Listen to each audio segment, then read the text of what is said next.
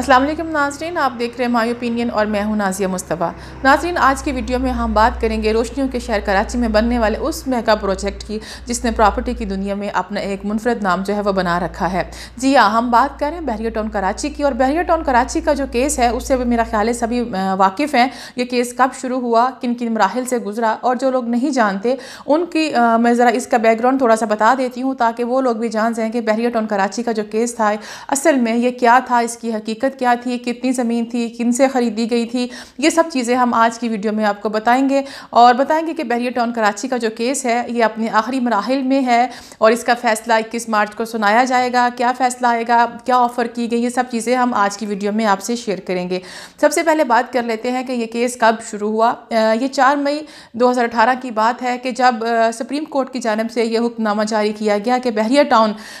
में जो प्रॉपर्टी है, जो ज़मीन की ख़रीद फ़रोख्त है या मुंतकिली है, और उसमें जो रहायशी प्लाट भी थे और कमर्शियल प्लाट्स भी तो जो थे उसको रोक दिया गया। और उसके बाद फिर ये केस जो है वो सुप्रीम कोर्ट में आ गया और इसकी जो फर्स्ट हियरिंग थी वो 12 अक्टूबर को हुई। 3 रुकनी बेंच इसके लिए मुकर्रर किया गया।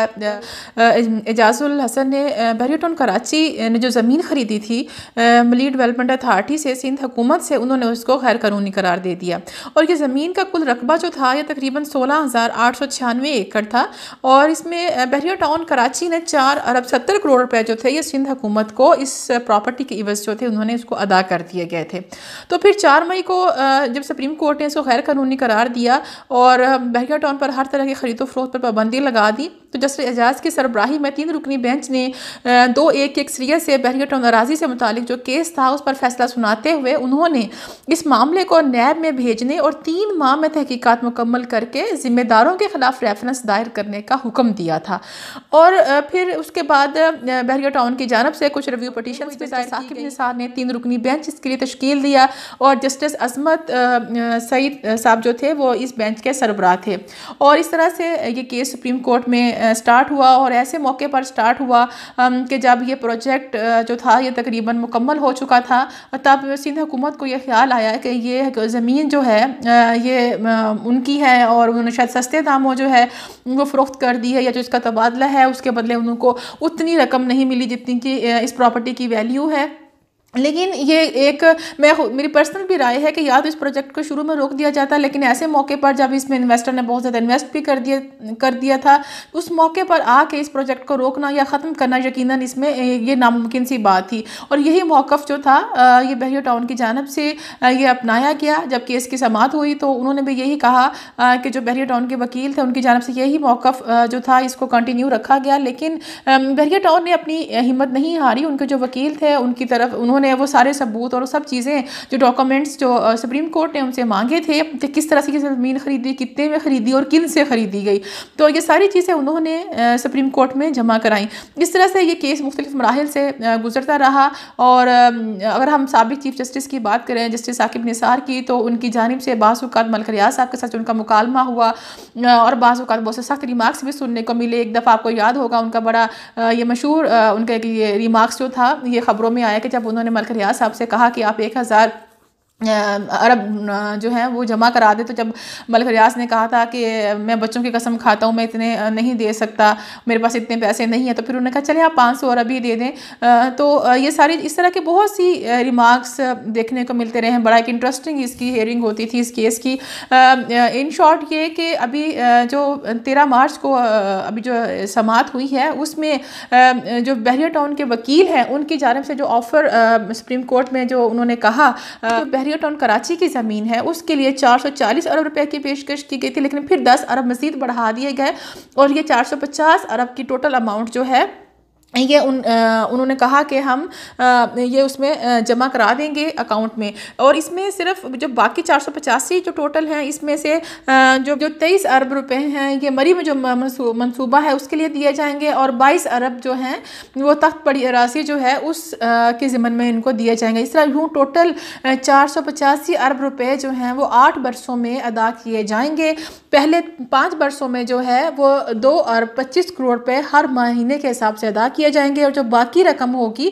वो 3 सालों में बाकी रकम अदा कर दी जाएगी, जो कि 8 अरब और समथिंग इतनी अमाउंट बनती है, जो कि हर महीने अदा की जाएगी। और इसके अलावा अली ज़फ़र एडवोकेट का ये कहना था कि अगर सुप्रीम कोर्ट उनकी ये ऑफ़र कबूल करता है तो वो गारंटी के तौर पर चिड़ियाघर, सिनेमा और पार्क्स को जो है वो बतौर गारंटी भी पेश करेगा। और लेकिन 13 मार्च को सुप्रीम कोर्ट की जानिब से इस पर कोई फ़ैसला नहीं सुनाया गया था, इसका फ़ैसला महफूज कर लिया गया था। लेकिन जो सारी प्रोसीडिंग थी उसके दौरान उस चीज़ों को देखते हुए अगर हम उसका तज्ज़िया करें तो लगता यही है कि इनकी ये ऑफ़र कबूल कर ली जाएगी, क्योंकि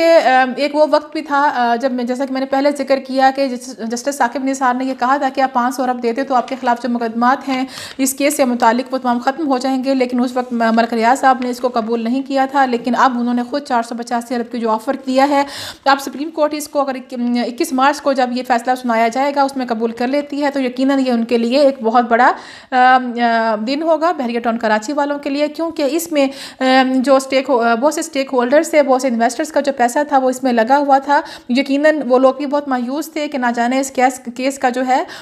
वो क्या होगा। लेकिन एक चीज़ जो है मैं मेंशन करते चलूँ, जो बहरिया टाउन कराची की जानिब से जो उनके वकील हैं उन्होंने जब ये कहा कि जो उनके मुकदमात या ज़मीन मुंतकिली की जो फ़ीस है और जो टैक्स है उससे उनको इस्तिस्ना दिया जाए, जिस पर जस्टिस अजमत सईद ने ये रिमार्क्स देते हुए कहा कि जो ज़मीन मुंतकिल के कानून है हम उसको मुअत्तल नहीं कर सकते, आपको टैक्स और जो सरकारी जितनी भी फ़ीस बनती है वो आपको अदा करनी होगी। और उसी दिन जो है अगर हम बात करें मलीर डेवलपमेंट अथॉरिटी के जो वकील थे तो उन्होंने भी ये कहा कि देखिए कि अब इस केस का जैसे कि ये फैसला होने जा रहा है तो अब जो सिंध की हुकूमती शख्सियात हैं और उनके जो ओहदेदार हैं उनके ख़िलाफ़ जो बहरिया टाउन से मुतालिक जो केसेस हैं वो भी ख़त्म कर दिए जाएँ। तो इस पर जस्टिस अजमत सईद शेख साहब की जो रिमार्क्स थे उन्होंने ये कहा कि हमारी जो डील है वो बहरिया टाउन से होने जा रही है, सिंध हुकूमत से हमारी डील नहीं होने जा रही। तो अलबत्ता ये फ़ैसला जो है बहरिया टाउन केस का ये सुनाया जाएगा। बज़ाहिर तो 13 मार्च को जब ये फ़ैसला महफूज कर लिया गया था तो लग ही रहा था कि ये ऑफ़र कबूल हो गई है, उनकी जो 485 अरब रुपए की जो ऑफ़र उन्होंने दिया था तो वो कबूल हो गई है। लेकिन उसका फ़ैसला 21 मार्च को सुनाया जाएगा। अब 21 मार्च का दिन बहरिया टाउन वालों के लिए यकीनन एक बहुत बड़ी खुशखबरी लेकर आएगा, क्योंकि उसमें बहुत से स्टेक होल्डर्स थे, बहुत से इन्वेस्टर्स का उसमें पैसा लगा हुआ था। इस प्रोजेक्ट को रोकना या बंद करना यकीनन नामुमकिन था। तो इस तरह के जो केसेस हैं मैं समझती हूँ ये बहुत अच्छा इकदाम है। बर वक्त फ़ैसला हुआ, कम वक्त में फ़ैसला हुआ, क्योंकि 4 मई 2018 से लेके अगर हम 21 मार्च 2019 की बात करें तकरीबन 10 माह का ये अरसा बनता है जिसमें टोटल ये केस की समाअत हुई। तो इस तरह से बाकी केसेस भी इतनी जल्दी से निपटा दिए जाएं ताकि